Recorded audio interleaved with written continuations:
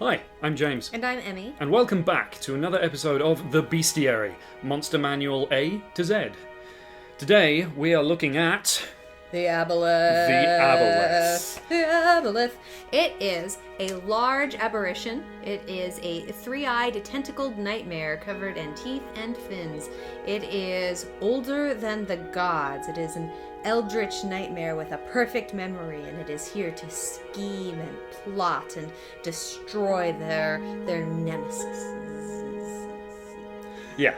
Now, this actually has to be one of my favourites in the entire Monster Manual, despite me never actually having run one for my players. I don't think I've ever met one either. I feel like I would remember that. The Aboleth definitely would. Yeah, I mean, and there's a lot that would be memorable about these guys. Just, they have so much that they can throw at a party of players, and so many ways that they can hurt you.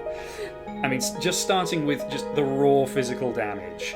They've got a multi-attack, 3 tentacles, plus 9 to hit, and each one is going to be 2d6 plus 5 bludgeoning. So you're potentially looking at 20 plus damage that it can deal out, purely just physical hitting you in the face with a tentacle damage each turn. And that's just its greeting card. It's not even its main thing. No, it's not even its main thing. It's 3 thrashing and pounding tentacles aren't even its main thing. It's even hard to get a hit on it. It's AC 17. It's got 135 hit points. Even if you do manage to hit it, it's got its mucus cloud, which I can't decide is cool or disgusting or both. Yeah. Which is... If it's underwater, which it probably will be when you fight it, and you hit it, you've got to make a constitution save, and then if you fail, which you may well, you're then diseased for 1d4 hours, and you can only breathe underwater. So, yeah. Come prepared for this guy, I think. Yeah, you know, I think the main thing that this comes to for me, and I know I've talked to you about this a little bit before, is I think that this monster is a little bit like Barney. It just randomly appears. It really just wants you to stay in its environment. It can make you believe things that aren't there. It preys on the imagination. Yeah. It's just going to start singing songs. If you ever meet a purple aboleth named Barney, leave. New canon for my campaign. Yeah, it's... But like, you talk about it wanting to sort of, you know, charm you and kind of keep you in its environment, in its lair. It's got all these things that allow it to do that. Like, it's got so much on its plate. It's got legendary actions. It's got lair actions. But, like, arguably my favourite thing about it is its enslave ability. Yeah, that's not ominous at all. I mean, 3 times a day, you've got to make a wisdom save, and, you know, wisdom saves are, you know, often tough for, like, some of your more, like, martial characters especially. And then, if you fail, oh, guess what? The Aboleth has control of you now, and now you're fighting not just the Aboleth, but potentially up to 3 of your party members, because it can do this thing 3 times a day. Yeah, and the other thing I know that as a player really terrifies me is this at any distance. So if you're suddenly the Aboleth's friend, you might be its friend for a while. And this is what is also really fun about this guy, is that he has a lot of stuff that he can kind of do out of combat to kind of continue to mess with things. Yeah. Which is really delightful and terrifying, and I hate him so much.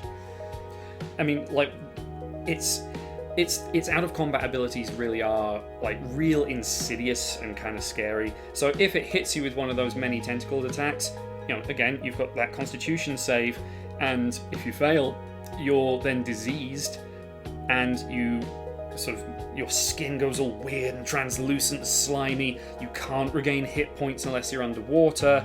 You can't cure this thing with anything less than a 6th level spell, which takes a while to acquire, and even then you're not going to have many slots for it, assuming you're fighting this at, say, like, level 9, 10 maybe. Yeah, it's nasty. This is one of those creatures that I really think allows your support characters to shine. Your bards with their counter charm, your paladins with their auras, your clerics with their clericking. Mm-hmm. Just clericking all over this would be definitely very helpful. So you really want to bring your friends whose abilities maybe not get so much love and spotlight. Yeah, but I mean, at the same time, Aboleths are smart. Like, they're gonna know which members of your party it wants to take out first or more quickly, or the ones it wants to turn against you with that nasty enslave ability. Don't take the bard. No. And then there's, of course, we haven't even gotten to page 2. 2-page monster. Always a good sign in my book.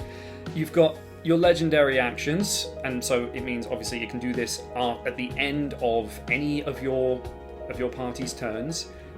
Maybe it gets an extra attack. Maybe it gets to try and make a perception check. So good luck even hiding from this thing. Rogue skulking at the back, trying to get that sneak attack damage. Oh no, you can't anymore because it knows you're there.